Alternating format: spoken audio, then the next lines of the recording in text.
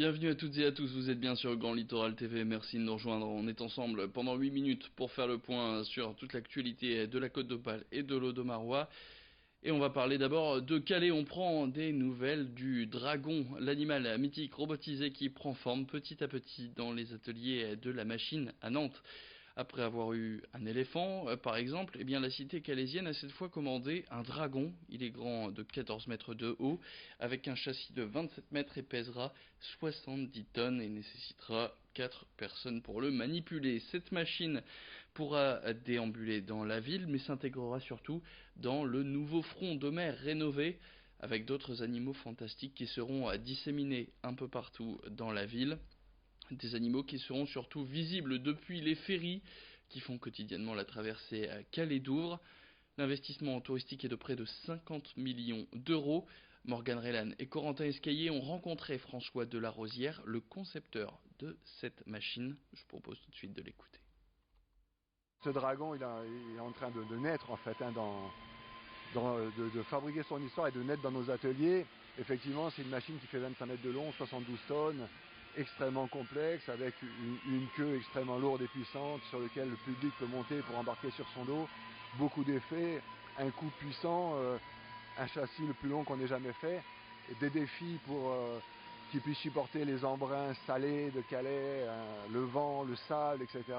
Donc un défi technologique sans précédent pour la compagnie à la machine et un challenge incroyable aussi en termes de temps. Là on entend le dragon souffler, c'est même, ce qu'on vient d'entendre, c'est un jet de CO2 à l'intérieur de sa gueule au cas où, lorsqu'il fait sa grande flamme, il y ait un incendie qui se déclare à l'intérieur de lui-même. Vous voyez, donc on prévoit vraiment tout pour que ce dragon soit au top et puisse arriver en pleine forme à Calais le 1er novembre.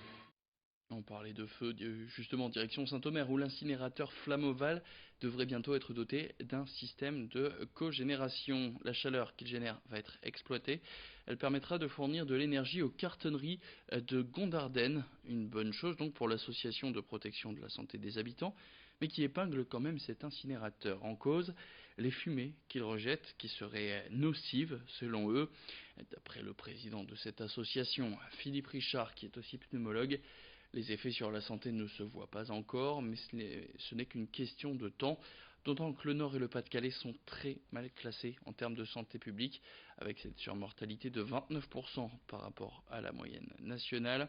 L'association qui souligne aussi que les déchets brûlés dans cet incinérateur pourraient être recyclés ou revalorisés. On écoute tout de suite le docteur Philippe Richard au micro de Corentin Escaillé.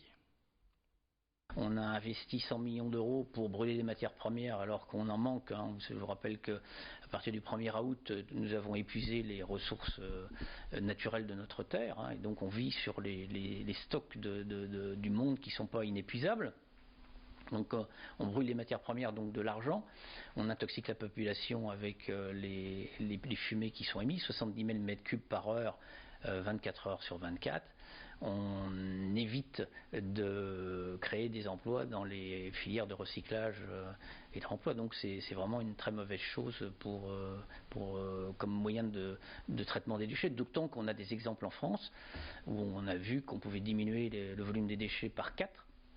C'est le cas en communauté de communes d'Alsace, avec un coût 2 fois moindre.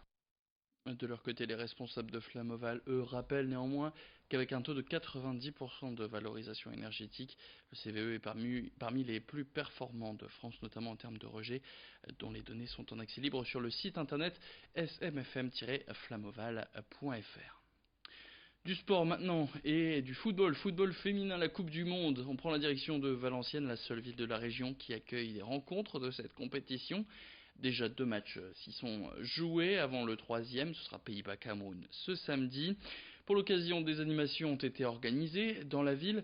Au niveau de la place d'Armes, sur celle-ci, on retrouve un terrain de foot et tout un tas d'activités originales comme du footballing ou du foot fléchette. C'est ouvert les mercredis, vendredis, samedis et dimanches de 11h30 à 19h30 jusqu'au 29 juin. Un lieu qui se veut accueillant pour les supporters de toutes les équipes du monde entier qui passeraient par la ville, mais aussi évidemment pour les supporters de nos Bleus. Les Bleus qui sont, je vous le rappelle, imposés 2-1 contre la Norvège ce mercredi, qui sont leaders de leur groupe à 1 point de la qualification. Rémi Desremeaux était sur place, il a rencontré plusieurs de ses supporters que je vous propose d'écouter. Last year we went to Russia to watch the Men's World Cup, and then we just had this idea, what a great opportunity to come to France this year, partly to see my family in England, but also to see the Women's World Cup and to give my son the chance to speak French because he's learning French at school in America. Je suis très excité pour la Coupe du Monde. Nous, au Maroc, on vient de commencer le football féminin, on n'est pas encore au top niveau. Je veux avoir des idées comme ça pour voir si c'est la possibilité de faire progresser le football féminin au Maroc. Ça pouvait être sympa pour divertir le monde, initier les gens au foot, c'est marrant.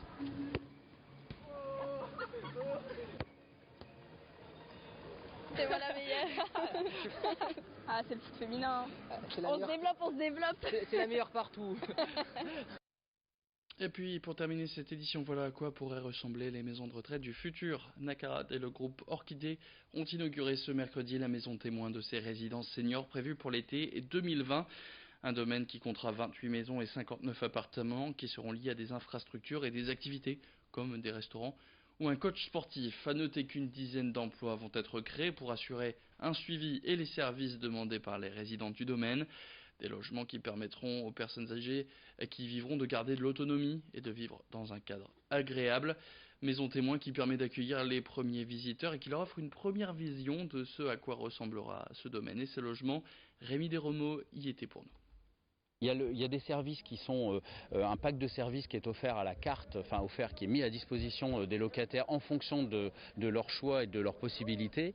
Ce service inclut effectivement la restauration, de la balnéo, des soins, mais on peut également agréger des services à domicile spécifiques liés à chaque personne et à chaque besoin de ces personnes. Et l'ensemble de la conciergerie du site est également à disposition des habitants. Donc on est véritablement dans des lieux de rassemblement et de vie sociale et commune, puisqu'on sait que la sociabilité c'est essentiel, surtout quand on est senior. Il est important de rester au contact de la vie et de la ville, donc la proximité au service est essentielle, et également d'avoir des moments plus de recueillement, d'intimité, et c'est l'objectif également double de cette résidence. Et c'est la fin de cette édition. Merci à toutes et à tous de l'avoir suivi. Tout de suite sur Grand Littoral TV, la météo.